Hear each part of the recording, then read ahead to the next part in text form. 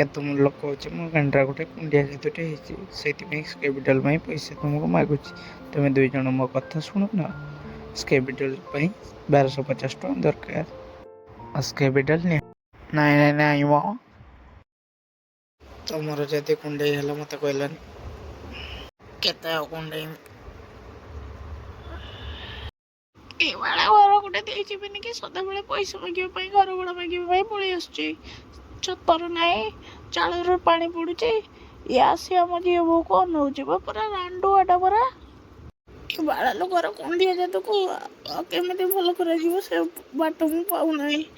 ଏ ରାଣ୍ଡୁଆକୁ ଦୀପାରୁ କାଢ଼ିବା ଦରକାର। ଏ ପିଲା ଏ ନାଳୁଆଟା ପରା, ଏ ପ୍ରବଳ ନାଳୁଆ। ତୁ ଜାଣିନୁ ଏ ପ୍ରବଳ ନାଳୁଆ, ରାଣ୍ଡୁଆ ବି ପ୍ରବଳ। ମାଉସୀ, ମୁଁ ତ କହିନାହିଁ ତୁମ ଝିଅକୁ ମୋ ଗାଣ୍ଡି କୁଣ୍ଡେଇ ଦେବ ବୋଲି। ତମେ କ'ଣ ପାଇଁ ମୋତେ ନାଳୁଆ କହୁଛ? କୁହ ମାଉସୀ। ମାଉସୀ, ଗାଣ୍ଡି ମୋର କୁଣ୍ଡେଇ ହେଲାଣି। ନିଅ ତମ ପଇସା, କଲିକତା ଯାଇ କୁଣ୍ଡେଇ ଦେବ। ସବସ୍କ୍ରାଇବ୍।